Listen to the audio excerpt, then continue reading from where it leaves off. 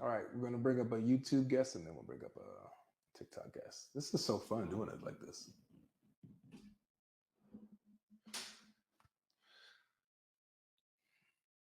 All right, Max. You're muted. What's going on, man? How you doing? Pretty good, man. Cool. It's How your long you been podcast, awake? man. If you don't mind, could I start with a question? It's your No. podcast, respectfully. I know you've been on this topic since I logged on, and nobody's really had like a straightforward answer to you. Mm-hmm. Um, So do so you think you could give me that? do I think I could give you that? I'll try. How about that? Okay. I'll try. All right. Is it So wrong? Is it wrong for a grown man to have sexual relations with a child? in today's standards, yes, absolutely. But before, is there ever a time where we're sleeping with a grown man sleeping with a little girl is okay? It's Well, you morally have to look. I think you have to look at it historically to answer: was it wrong in the past? And that's why I think other people had tried to bring up examples not just of religious figures or prophets or Jesus, but they try to bring up the average person of that time okay. to So let kind me of ask, set the marker. so let me ask you this then. So is what determines what is right and wrong what's popular and what's being done culturally and in the time in the era? Is that what determines what's right and wrong? No, absolutely not. Because if you look at the culture now, it's garbage. Okay. Look at the way the civilization is going now, what people are doing, Mhm. and what's popular. Like, no, absolutely not. All right. So then that would mean that regardless of if there are other figures doing it, other kings, other generals, other regular people, other high people esteemed, it doesn't matter if they were doing it. Were they wrong when they were doing it? Well, there's also extreme examples, right? So what we mentioned today is wrong. We're obviously, I think we're on the same train of thought. We're thinking about things that are evidently wrong that are extreme examples, and you can look at the consequences of what those things do. Yeah. So, today, yes, it's wrong, right? I think Is it there was wrong? a thing. I'm asking if it's wrong, period. Because I'm Is not it asking. wrong? Period. Today, yes. You're still. It's your smile that got me. Because you know what I've been going through today, man. Why are you doing this to me? Max, is it wrong or not? Period.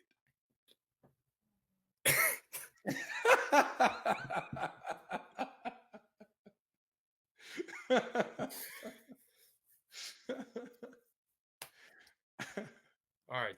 Today, it is absolutely wrong. Yes, 100%, no doubt about it.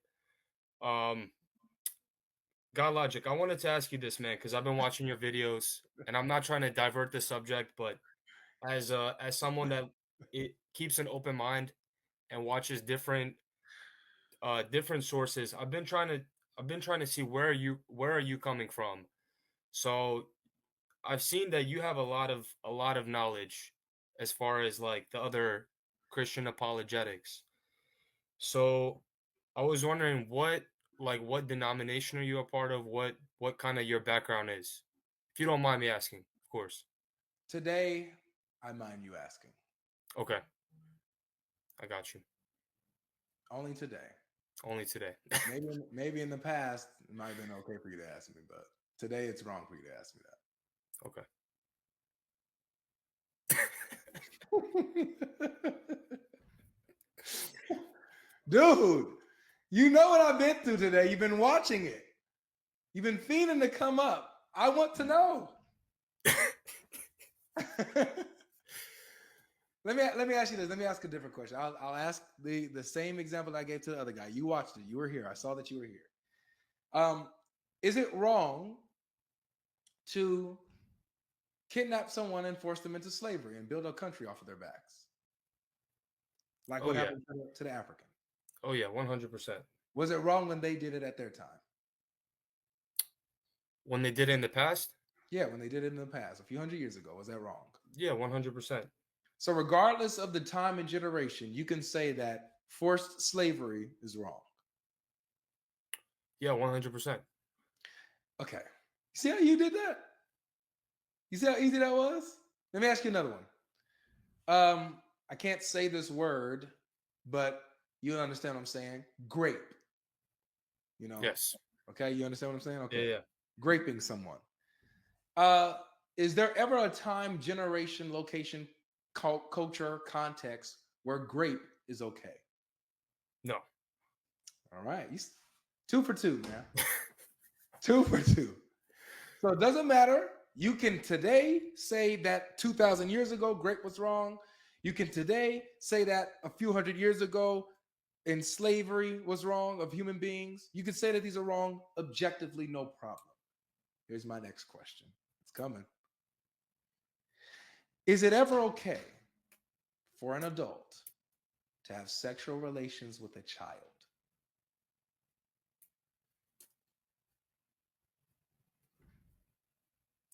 Personally, I would say no. Good. Personally, I would say no. Like, I don't know. I feel, put it this way, if me and you hop in a time machine, we go back to that time. Or, I mean, that's different though, because we're coming from this time, you know? So, but personally, I would say no. I would say no. I don't think that um That's it. under normal circumstances, no, that's not right. I've seen What's people in it? the chat writing some extreme stuff that like What's in an the abnormal? Wait, what's an abnormal Okay, circumstance I would was have I to was be, reading the chat. I saw some guy write that like in the desert, people only live till about like 20, 30 years old, so they had to start reproducing earlier or which is something a like lie. that to keep. Muhammad lived to 54. His friend lived older than him. Ali lived older. All of these people lived old.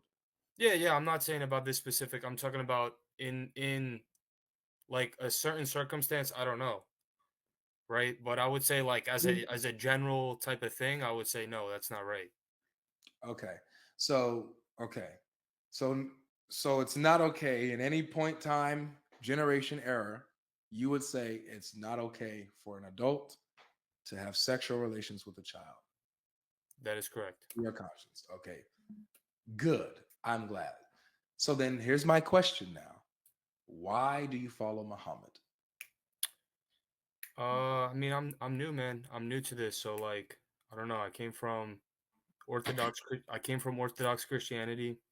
Mhm. And I would think that kind of what drew me to Islam was just like the monotheism aspect of it. To me, it was hard to kind of I wouldn't say comprehend. I think I got the idea of the Trinity. For example, like it wasn't something that I wouldn't be able to explain, but it was, I don't know how to say it. I guess it was unnatural to me Okay. in a So, sense. so if you come from Orthodox Christianity, then you're familiar with the verse in the Bible where Jesus says, "Beware of false prophets who will come, and they will come deceiving many." And how you can tell a false prophet is that you'll recognize them by their fruits. You're familiar with that, right? Yeah. So, by the fruits that you see that Muhammad bears, this one being one of them, does he seem like he's a true prophet?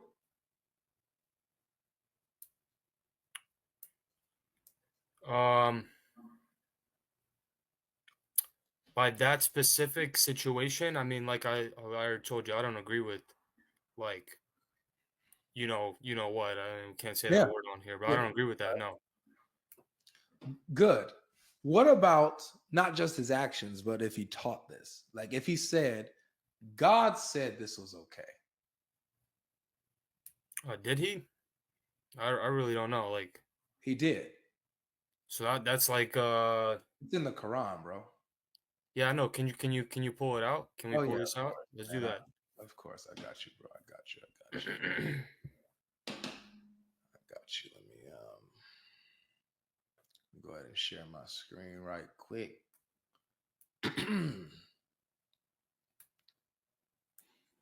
Share my screen, man. Here we go.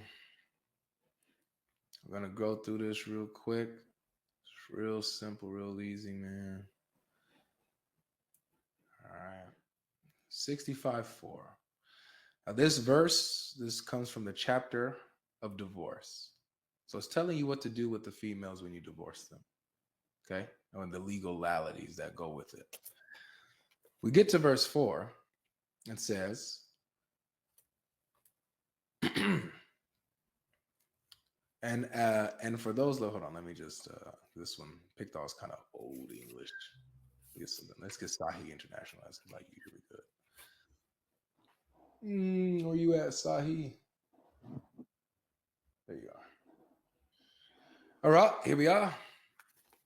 So it says this. So this is chapter 65, verse 4. If you want to mark this down, you can, or come back to this video and watch it later. Oh, okay. Yeah.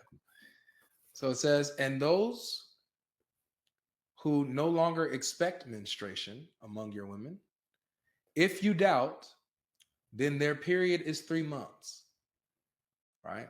And those who have not menstruated. So they have the same time period. It's 3 months that they have to wait. And for those who are pregnant, their term is until they give birth. And whoever fears Allah, he will make for him of his matter ease. So let's just break this down really quick. So this is talking about 3 categories of females.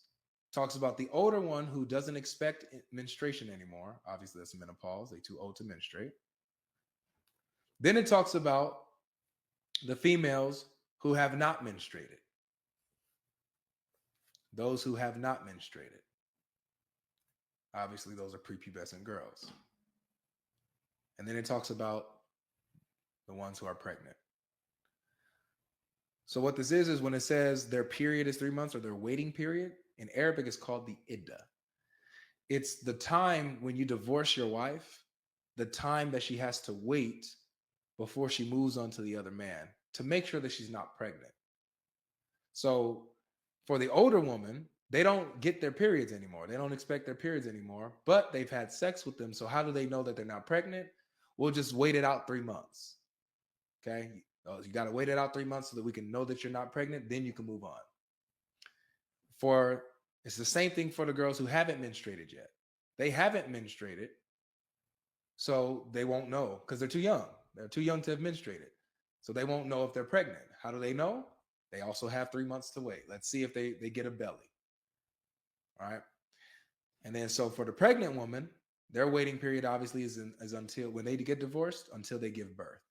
So after they give birth, they can move on. So this is talking about divorcing your females. We're focused on the category number 2, where it says that you are divorced. They're divorcing girls who haven't even menstruated. And this is supposed to be, this is the Quran. This ain't hadith. This is the Quran. It's supposed to be Allah's words. So Muhammad is teaching that Allah permitted sexual relations with little girls before they even menstruated. Now, because this is the first time you're seeing this, right? Yes, sir. I didn't get that far. Okay. I don't want you to think that this is my own interpretation. So what we're going to do, we're going to see what the scholars say. How do the scholars interpret this? Do they, they interpret it differently, or do they match exactly what I'm saying? So let's see. We're going to go to the scholars. The scholars here. Jalalain, a pretty famous tafsir or scholar, right? Breaking down the verse. Breaks down, and those of your women who no longer expect to menstruate, if you have any doubts about their waiting period, their prescribed period shall be 3 months. And also for those who have not menstruated yet. Why? Because of their young age. Their period shall also be 3 months. Okay. So that's Jalalain. They understand it to be talking about little kids before they're too young to menstruate. Right? Let's go to Ibn Kathir now. Ibn Kathir is one of these are modern day scholars. No, these guys have long passed. These are, like how long past? I'm just trying to get an idea. No, yeah, that's when is this coming from? Don't exactly remember, but Ibn Kathir. Let me see if I can pull up Ibn Kathir real quick. Ibn Kathir. Let's see his time frame.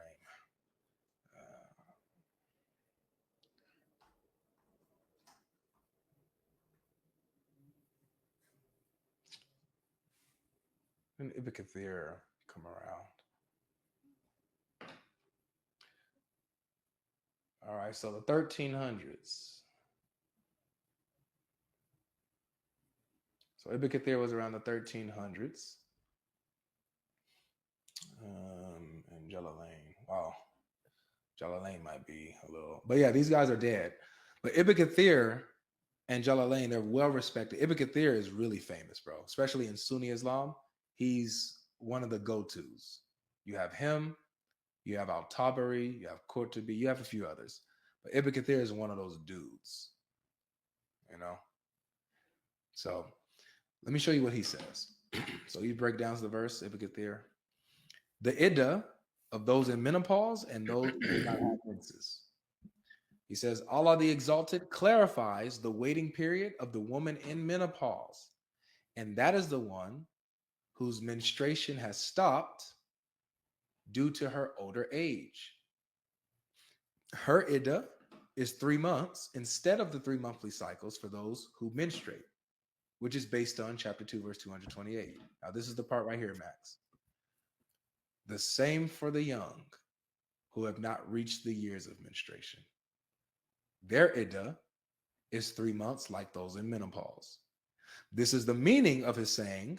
So he gives the meaning. And for those who have no courses or those who have not menstruated, that's what that means. They're too young.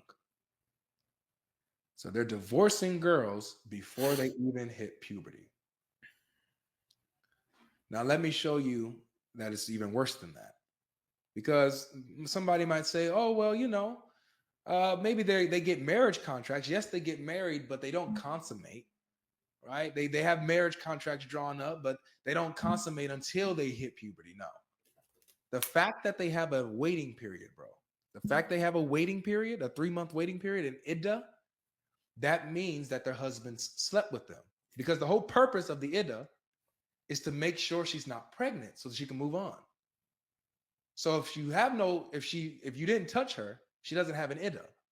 And the Quran actually says this. Let me show you that. The Quran says, if you haven't touched her, she doesn't have a waiting period. Let me show you. The Quran is real clear on this issue. Chapter 33, verse 49.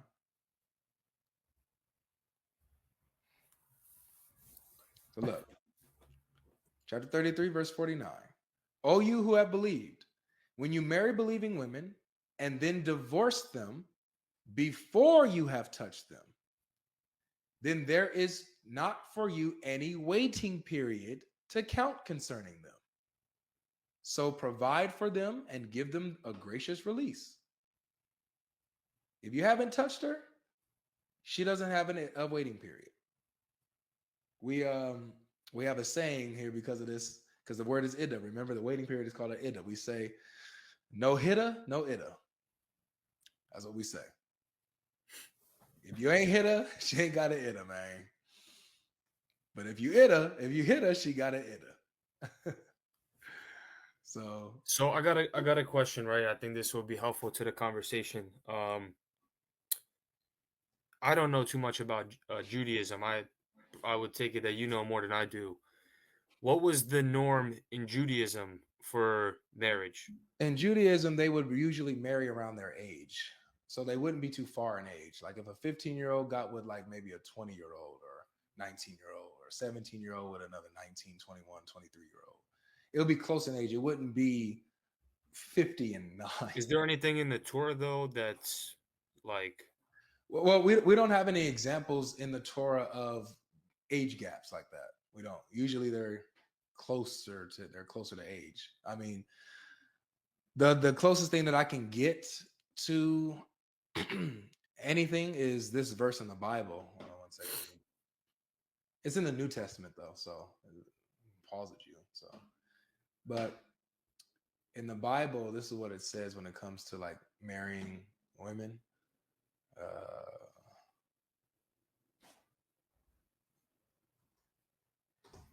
me get this verse for you.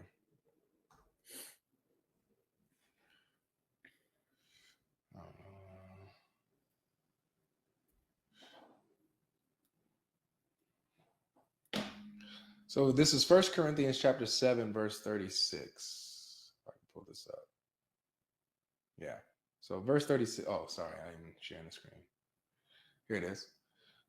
So 1 Corinthians chapter 7, verse 36, it says, "But if any man thinketh that he behaves himself unseemly toward his virgin daughter, if she be past the flower of her age, and if need so requireth," so it requires that she's past the flower of her age, the flower of her youth, "let him do what he will, he sins not, let them marry." So when a man receives a virgin daughter, he can marry her as long as she is past the flower of her youth, past the flower of her age. That's beyond puberty, that's physical and mental maturity.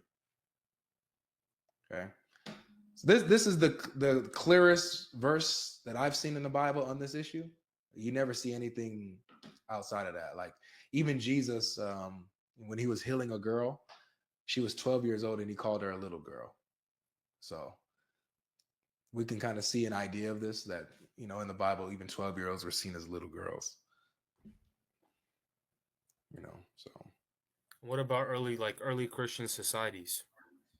I'm just trying to see how prevalent this is in the past before. Like coming from me personally, a man that's living in the 21st century is wrong. I cannot say it's not wrong. It's wrong. But I'm trying to understand like how prevalent things were in the past. So Yeah. that's why I asked these questions about what does it say about it in the Torah? What was the landscape like of the Christian, early Christians Mm-hmm. to try to get, like a marker of how widespread was this, or was this Yeah, this wasn't in what it Christianity. is today? Yeah, this wasn't in Christianity. In fact, I mean, you even have the Byzantine Empire that raised, like they used to have an age of what's it called? An age of consent, Consent. I guess. Mhm. Yeah. Theirs was higher than Arabia. They raised it a few hundred years before like Islam came about, you know. And so you can see these other nations, you know, having a kind of a reasonable or raising the age of maturity or consent. You can see that happening around different nations, but within Islam, it's, it doesn't matter as long as her father gives her a marriage, away her marriage. It's okay, without her consent. You know, as long as there's an agreement between the guardian of the girl and the man who's interested, they can go ahead and do what they want. So, but this is Islam, though, bro. This is the part of Islam that they did not show you, nor would they have ever showed you this. They would have never showed you this. They would have never showed you this because they know that if you're outside of Islam, this will turn you off completely. But when you're in Islam, then you can possibly struggle with it. You know, so. But this right here, bro. You think that this is I from mean, God? look, man, I came in kind of on like on my own. Like for example, I just told my mom yesterday. Mm-hmm. Obviously, she didn't take it too well, but like she had thought that I was influenced by somebody, and that's I don't know, maybe she thought I maybe had some Muslim friends, became Muslim because hanging out with them or something like that. Yeah. But no, I just I don't know, man. Like my whole thing was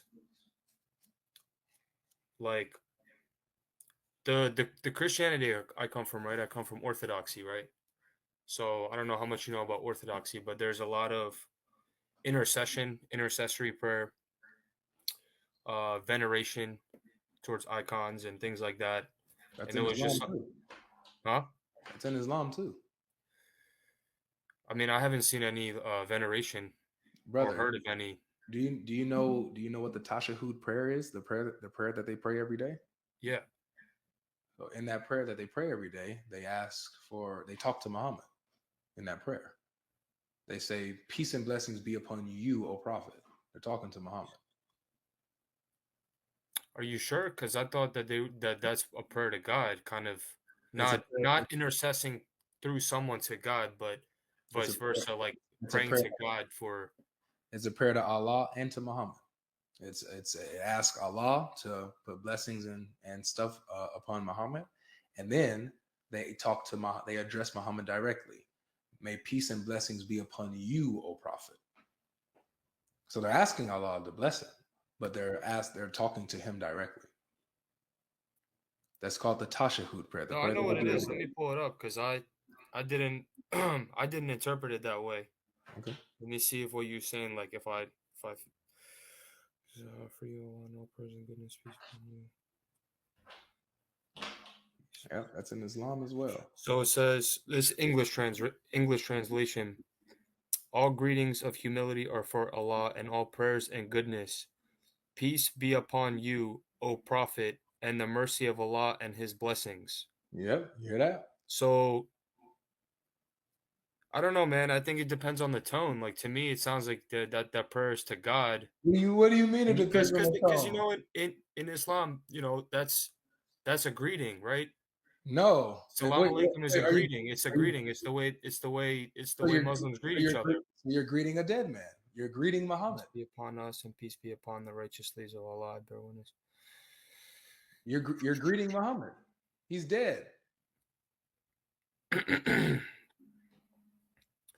Because there's a second part of this as well. Yes, there is. There's a second part to it, but my focus is on the part where you guys address Muhammad. If you're saying it's just a greeting, fine. In your prayer, you're greeting a dead man. The same thing you accuse the Orthodox Christians of doing, you're doing it as a Muslim. So is it right in either case? Is my question. Is it right in either case? Well, I think that is intercession intercession in your eyes as a Christian, is that a practice that I don't see it as a bad thing because we intercede for each other here on earth. In Christianity, the explanation is that, or with the Orthodox Christians and the Catholic Christians, how they explain it is that the saints are alive. They're alive with God. The Bible says that God is not the God of the living, but the dead. When they ask about Abraham, Isaac, and Jacob, Jesus says God is the God of the living, not the dead. So if we're able to pray for each other here now, then we're able to pray for each other even in heaven, as God gives them ability to, hear as in the spirit. That's the view on that. Yeah, but of course. But you don't believe Muhammad. You don't believe Muhammad is alive with Allah. You believe he's dead. He's a dead man. He's not alive with Allah. He's not existing with Allah right now. You don't believe that. What do you mean? So, like, for example, like, you don't believe, is Muhammad in Jannah right now? Is he in heaven, in paradise, or is he in the grave? I mean, wouldn't he be in heaven? Okay, yeah, no. So maybe you're not familiar with this, but there's like a state. You're waiting in the grave till the judgment. Basically, yes. Okay. Okay, I got you. So Muhammad is in the grave. He's not alive with Allah. So he can't receive your greeting. He doesn't hear you.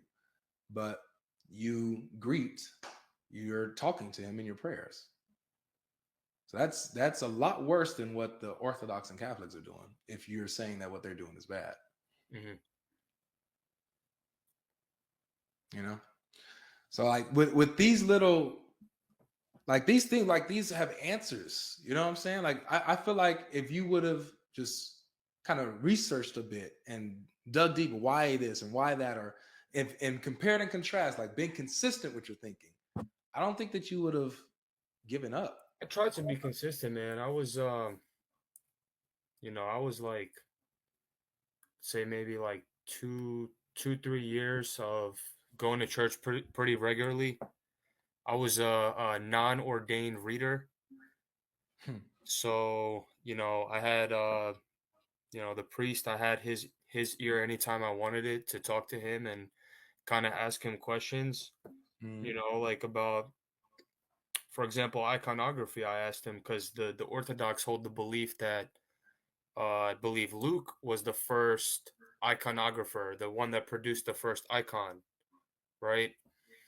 So I had asked him, I was like, was his intent to make, when he painted the first icon, was his intent for it to actually be an icon, or was it just a form of Christian art?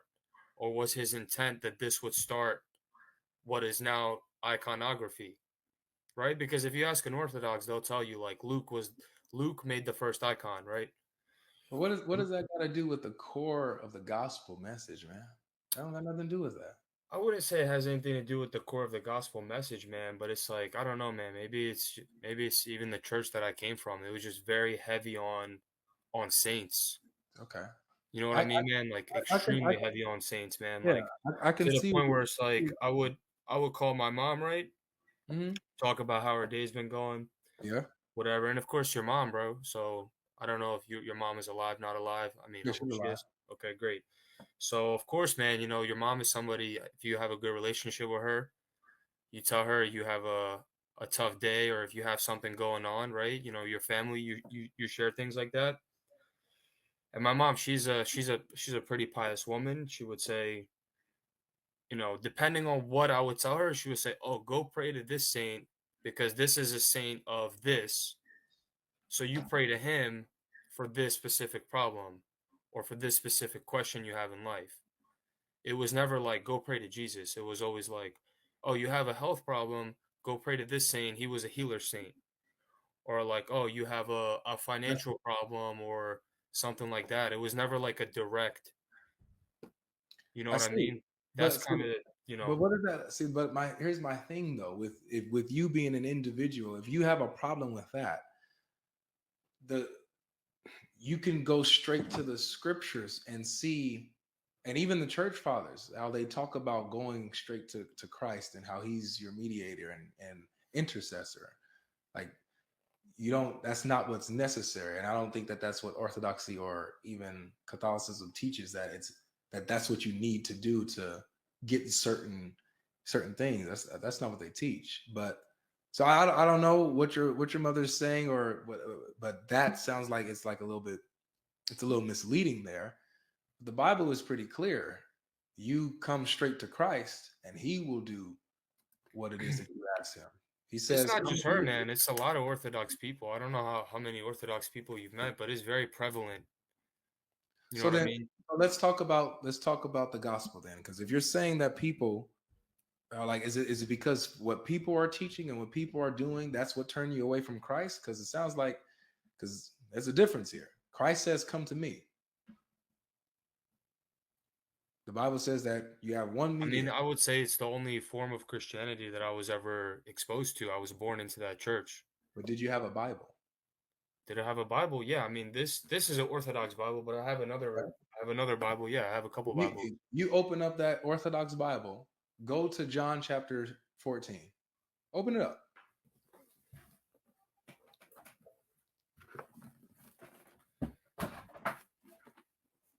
This man got the book ready, boy. I like that. Is it an Orthodox study Bible? It's an Orthodox study Bible. It's amazing. All right, John 14. Go to verse 13 and 14.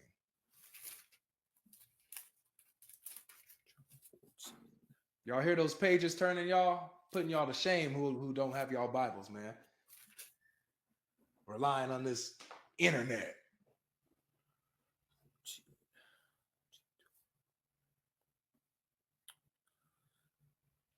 All right, so 14, 12. 12 to 14. Okay, got it. Go ahead, read that. What does it say? All right. So it says, "Most assuredly I say to you, he who believes in me, the works that I do, he will do also, and greater works than these he will do, because I go to my Father. And whatever you ask in my name, that I will do, that the Father may be glorified in the Son. If you ask anything in my name, I will do it." So you see how Jesus says, come straight to him? In this verse, yes. Yeah. You can come straight to him and he will do it. You come in his name, he will answer you. Now, this doesn't negate being able to ask the brothers and sisters that are in heaven with God who can intercede to Christ for you.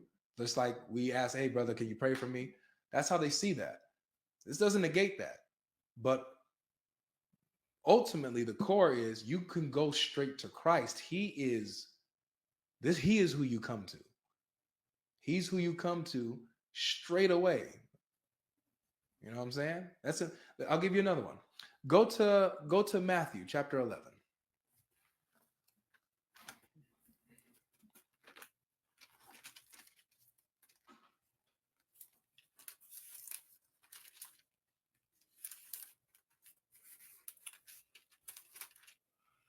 Uh, 11 what?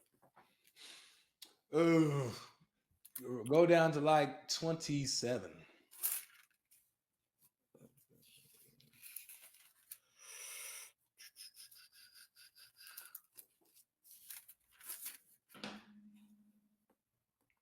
Thank you, sister.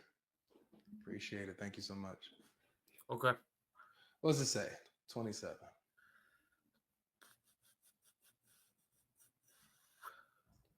All things have been delivered to me by my Father, and no one knows the Son except the Father. Nor does anyone know the Father except the Son, and the one to whom the Son wills to reveal him. Mm. So no one knows the Son except the Father. No one knows the Father except the Son, and to whom the Son chooses to reveal him. The way that the Father knows the Son knows the Father the same way. Now read the next two verses, all the way to 30. Come to me, all you who labor and are heavy laden, and I will give you rest. Take my yoke upon you and learn from me, for I am gentle and lowly in heart, and you will find rest for your souls, for my yoke is easy and my burden is light. My yoke is easy and my burden is light. We have a Lord that is gentle. We have a Lord that is understanding. We have a Lord that even is humble in heart, lowly in heart, that reaches you to where you are. It's very personal in Christianity, in the Bible specifically, bro. When you read Jesus's words, it's him and you. It's him and you. This is the gospel. And then he makes his home with you. Watch another one. Let's go back to John 14. You see, I love this. Come to me, all who labor and are heavy laden, and I will give you rest. Nobody else. Not Moses, not anybody else. Jesus. He will give you rest.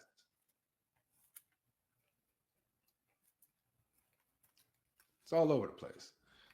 You said John 14? Yeah, we go back at John 14. I think you know this verse. Read verse 6. Jesus said to him, I am the way, the truth, and the life. No one comes to the Father except through me. Except through me. I'm the way. I'm the truth. I'm the life. No one comes to the Father except through me. It's you and it's Jesus. Nobody else. You and Jesus. Let's go down. Go down to verse 18.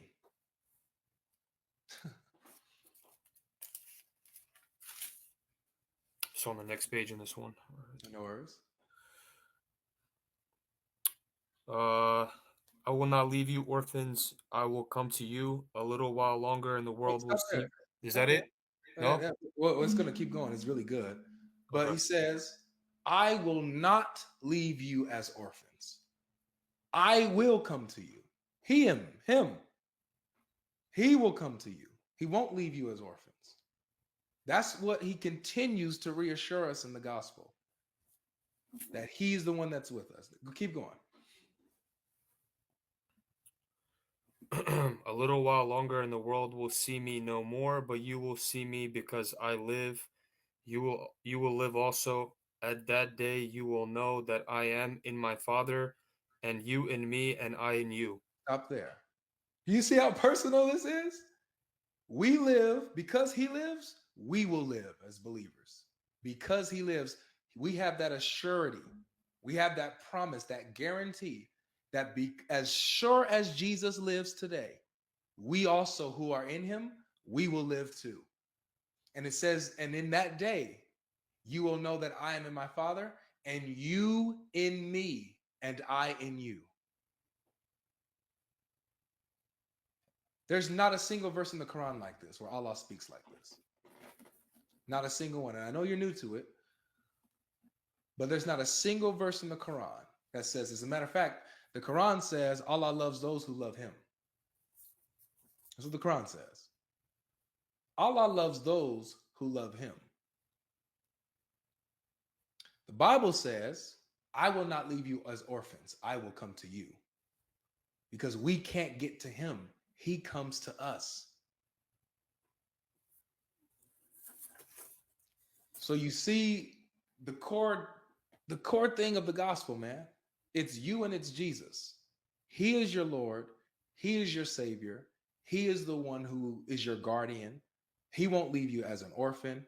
Right now, you left and you went to Islam. You're a lost child right now. Following a man who said God said it's okay to have relations with girls even before puberty. That this is a revelation from God that he got.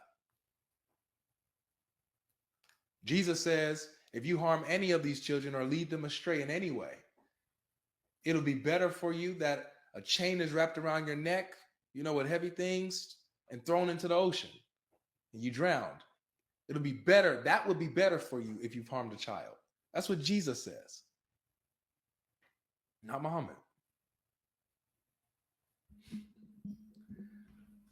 So I feel like you're a bit hasty, man. You're a bit hasty and you left the Lord that you didn't really know. I mean, it's all based on experience, man. It's all based on, like I think it's kind of similar in the Quran and the Bible. It says, like, basically if you receive the message, then you're essentially like at that point, like you receive the message, then you're accountable. Is it the same in the Bible? I know it's for a fact that's in the Quran. I felt like I was taught that too. Like in the Bible, it's the same thing. Whereas, like, if right, well, it's similar. It's like so you do have where people have heard the gospel and they've been warned. You leave it at that. But there's also the verse in Romans that talks about how no man will be without excuse because God has made known himself through creation. His glory has shown through creation. So there's this general revelation that God has given to all men for them to know him. And that men, we as humans, we suppress that truth in our unrighteousness.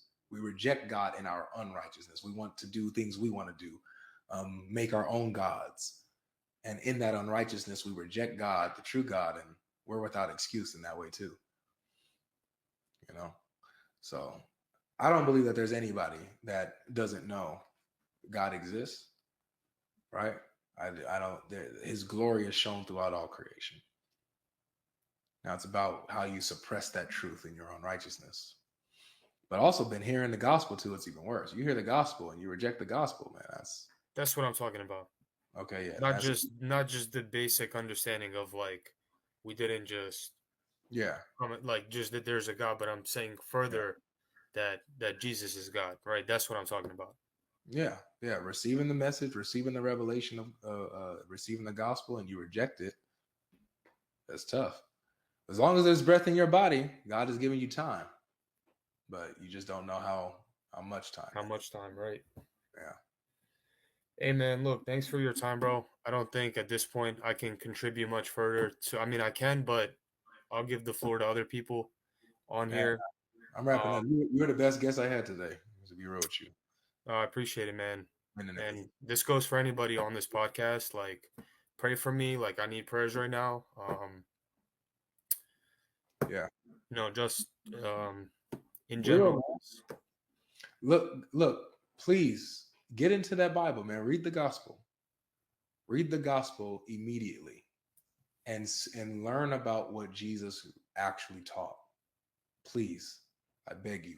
That's the only thing I can leave you. Go through the gospel. And then I want you to stay in touch with me. I want you to my contacts are in my description. So if you ever feel like hitting me up, Instagram, Facebook or something, or email, hit me up. Let me know, hey man, this is Max TKA from your live the other day or whatever. Let me know. I want to see how your journey goes. But come back. Come to Christ, bro. Learn about him, learn about your Lord, fall in love with him, and get out of this religion that is teaching, obviously, these godless things. Get out of there. That's my only advice, man. Okay, 'cause I don't know. I don't know when I'll see you again. Thanks, bro. Thank you for your time. I appreciate it. Of course, of course. Take care of yourself, man. Thanks, man. All right. That's it. That's it. I gotta get my food, and then I gotta get on my shows and talk to my girl about the Bible. You heard me? Yeah.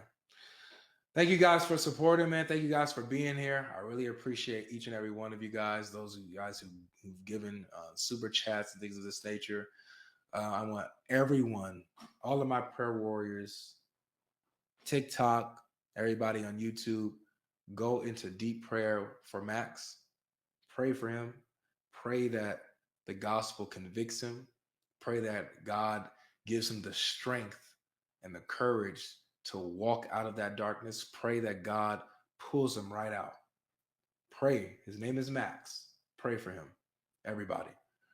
Before you go to bed tonight, in your prayers, before you even eat, if you're about to eat dinner, it may be too late for some of you guys around the world, but before you go to sleep, pray for Max. And when you wake up, pray for Max. Okay?